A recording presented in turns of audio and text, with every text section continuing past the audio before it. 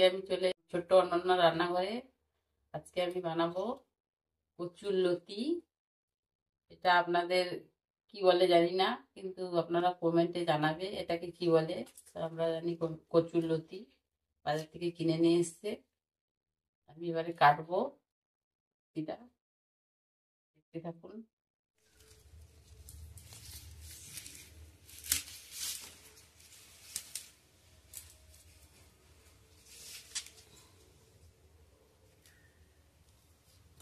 প্রথমে আমি একটু পরিষ্কার করে ছাড়িয়ে নেব।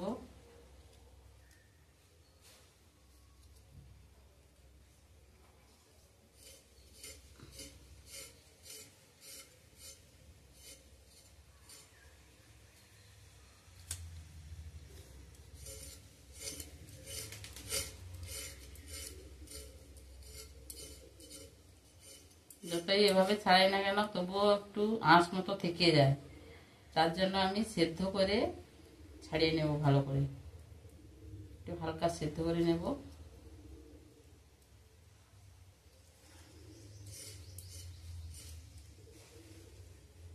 তাই বড় বড় করে কেটে নিচ্ছি।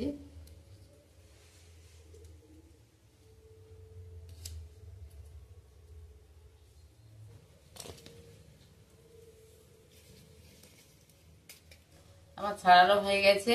এবারে আমি সেদ্ধ করে তারপরে আঁশটা ভালো করে ছাড়িয়ে নেব, কেননা যতই এটা বটির সাহায্যে ছাড়ানো হোক না কেন, তবুও একটু আঁশ থেকে যায়।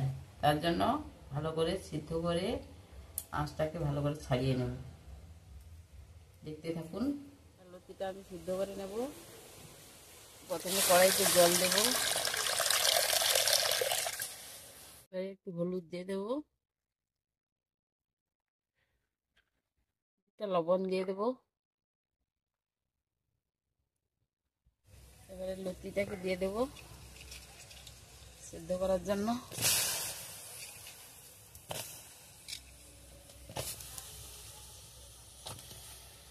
নেড়ে নেব।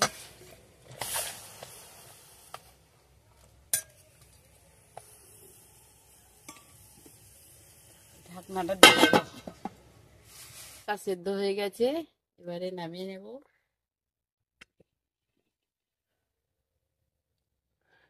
হালকা ভাবে সেদ্ধ করবে, না হলে চালটা ছাড়ানো যাবে না।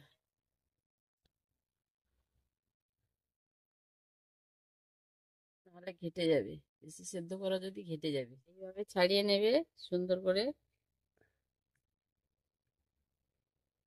এই আঁশগুলো সুন্দরভাবে উঠে আসছে।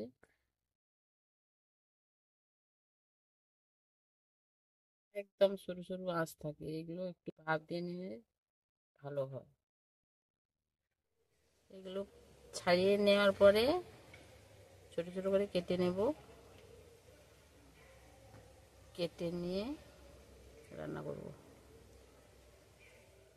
দেখুন এইভাবে কত সুন্দর ছাড়িয়ে নিয়েছি। একটু সেদ্ধ করে ছাড়িয়ে নিলে একটুও আঁশ থাকবে না, সুন্দরভাবে হয়ে যাবে, জিভে দিলে মিলিয়ে যাবে একদম। এই রান্নাটা তৈরি করার জন্য কি কি মশলা লাগবে দেখে নিন।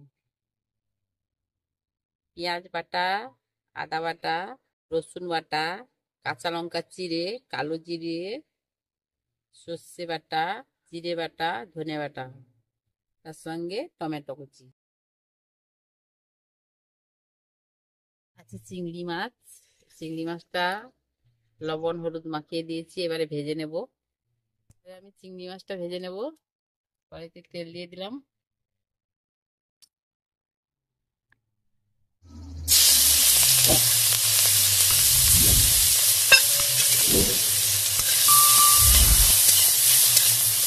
বেশি কড়া করে ভাজবো না, বেশি কড়া করে ভাজলে চিংড়ি মাছের টেস্ট বেরোবে না। নামিয়ে নেবো। চিংড়ি মাছটা ভাজা হয়ে গেছে।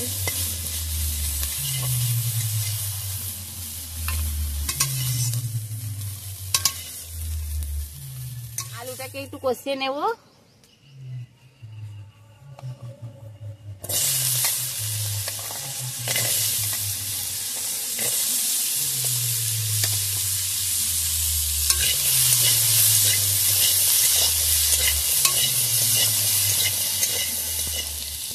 আর হলুদ দিয়ে একটু ভালো করে নেড়ে চেড়ে লাল হয়ে এলে নামিয়ে নেব। আলুটা সুন্দরভাবে লাল হয়ে গেছে, এবারে আমি নামিয়ে নেব। সুন্দরভাবে ভাজা হয়ে গেছে।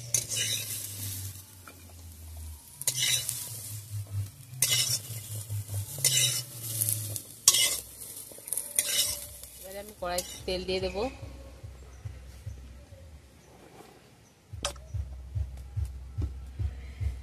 প্রথমে আমি কালো জিরা দেবো,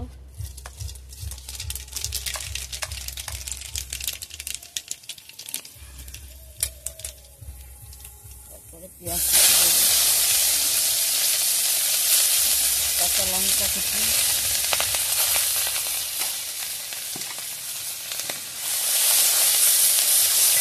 আদা বাটা, রসুন বাটা, টমেটো কুচি।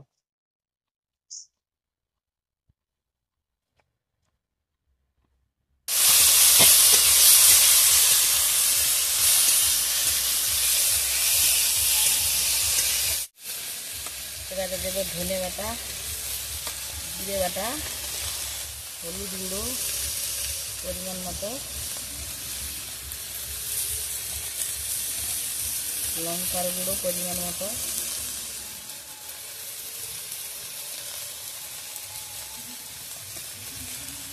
ভালো করে নেড়ে নেব।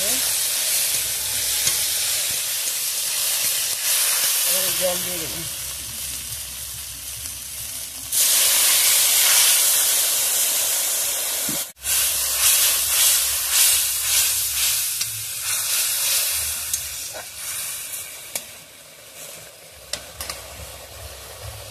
এবারে সর্ষে বাটাটা দিয়ে দেবো।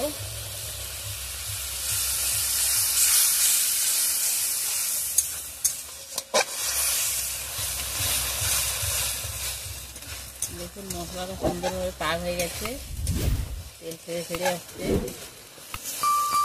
এবারে আমি কষিতে দিয়ে দেবো।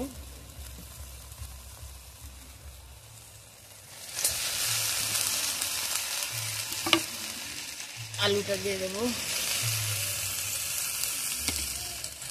ভালো করে কষিয়ে নেব।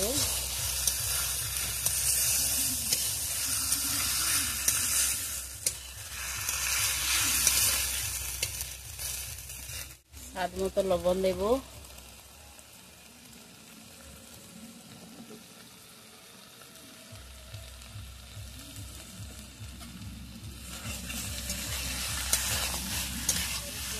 দিয়ে দেবো।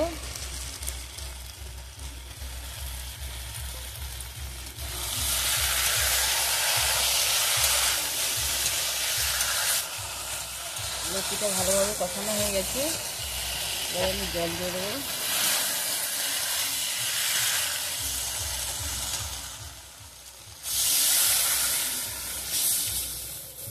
জলটা দিলে মশলাপাতি সব ঢুকে যাবে।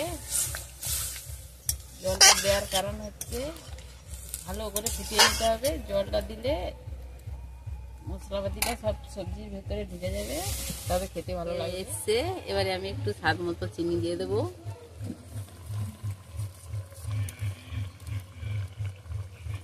এর সঙ্গে 1 বাটি দুধ দিয়ে দেবো।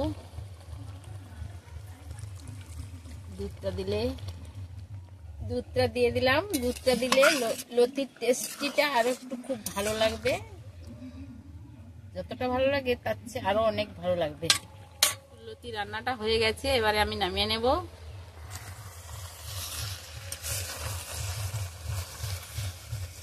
দেখতে কত সুন্দর হয়েছে।